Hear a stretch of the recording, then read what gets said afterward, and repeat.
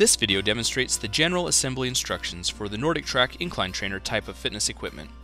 Before you begin, go online to my.nordictrack.com and register your equipment. If you have any questions while watching this video, see the assembly instructions in your owner's manual for greater detail. First, lay out all the parts so they are easily available during the assembly. Make sure all smaller items have not been left in the packaging material. Do not discard packaging until the machine is fully assembled. To prevent damaging the equipment, do not use power tools during this assembly process. Make sure the power cord is unplugged. Next, remove the tie securing the upright wire to the front of the base. Identify the right upright. Have a second person hold the right upright near the base. Tie the wire tie in the right upright securely around the end of the upright wire. Then, insert the upright wire into the lower end of the right upright as you pull the other end of the wire tie out of the top of the right upright. Lay the right upright near the base. Press the wire harness grommet into the square hole in the right upright. Make sure not to pinch the ground wire. Next, remove and discard the placeholder screw in the upright if it is present. Then, attach the ground wire to the right upright with a number 8 by 1/2 inch silver screw. Hold the right upright against the base. Make sure not to pinch the upright wire. Next, hold a wheel inside the base and insert a 3/8 by 1 3/4 inch screw with a 3/8 star washer through the wheel as shown. Do not fully tighten the screw yet. You will come back and tighten these screws later in the assembly. Next, insert two 3/8 by 2 1/4 inch screws with two 3/8 inch star washers. Then install a 3/8 by 1 1/4 inch screw with a 3/8 star washer into the bracket at the bottom of the right upright. Partially tighten the 3 screws into the base and do not fully tighten the screws yet. Attach the left upright in the same way. Remove and save the 4 5/16 by 3/4 inch screws from the left and right uprights. Identify the left and right base covers. Slide the left base cover onto the left upright and slide the right base cover onto the right upright.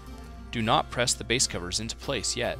Attach a handrail to the right upright with 2 5/16 by 2 1/2 inch screws and 2 5/16 star washers. Do not fully tighten the screws yet. Make sure not to pinch the upright wire and make sure that the wire is on the inside of the upright. Attach the other handrail to the left upright in the same way. Again, there are no wires on the left side. Remove and discard the placeholder screws in the handrails. Orient the pulse crossbar as shown. Attach the pulse crossbar to the handrails with 2 number 10 by 3/4 inch screws and 2 number 10 star washers. Start all 4 screws and then tighten them. Next, firmly tighten the 4 5/16 by 2 1/2 inch screws.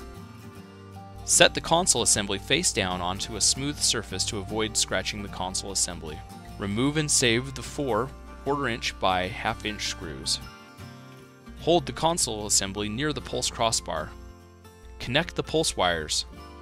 The connectors should slide together easily and snap into place. If they do not, turn one connector and try again. If you do not connect the connectors properly, the console may become damaged when you turn on the power. Next, set the console assembly on the brackets on the handrails. Be careful as not to pinch any of the wires. Attach the console assembly with the 4 1/4 inch by 1/2 inch screws that you removed in step 8. Insert the upright wire through the loop ties on the console assembly. Connect the upright wire to the console. The connectors should slide easily together and snap into place. If they do not, turn one connector and try again.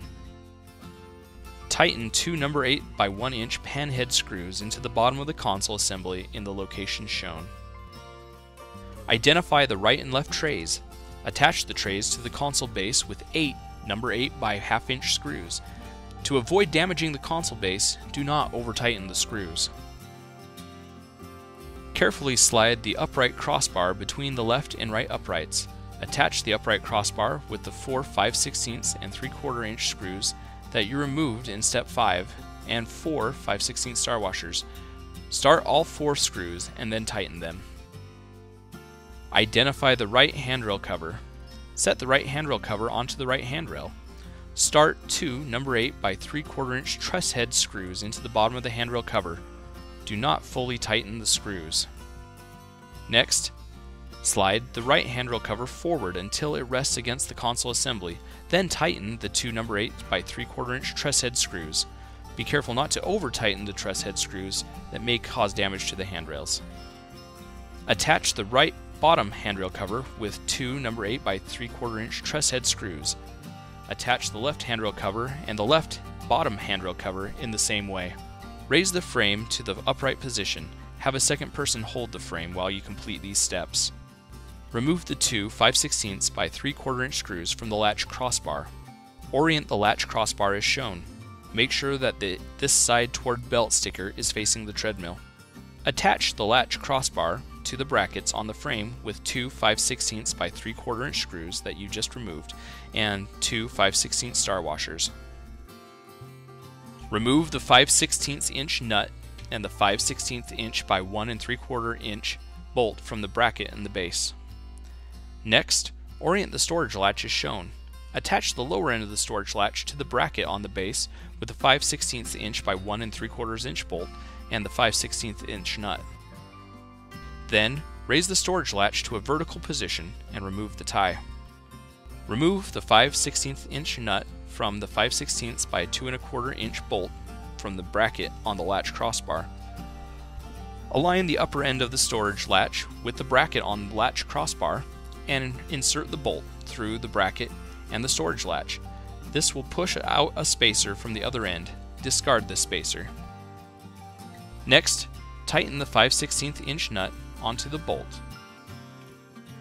Do not over-tighten the nut. The storage latch must be able to pivot. Then, lower the frame. Firmly tighten the four 3/8 inch by 2 1/4 inch screws, the two 3/8 inch by 1 3/4 inch screws, and the two 3/8 by 1 1/4 inch screws. Do not over-tighten the screws. Set the left inner base cover onto the lower end of the left upright. Then, slide the left base cover downward and press it into the left inner base cover. Next, set the right inner base cover onto the lower end of the right upright. Then, slide the right base cover downward and press it onto the right inner base cover. Slide the two tabs on the tablet holder into the slots in the console assembly. Then attach the tablet holder to the console assembly with four No. 8 by 5/8 inch machine screws. Make sure that all the parts are properly tightened before you use the treadmill. If there are protective sheets of plastic on the treadmill, remove them. Place a non-slip mat beneath the treadmill to protect the floor or carpet. You can purchase one of these by calling the number on your user's manual. You may find that extra parts have been included with your machine. Keep the included hex keys or Allen wrenches in a secure place.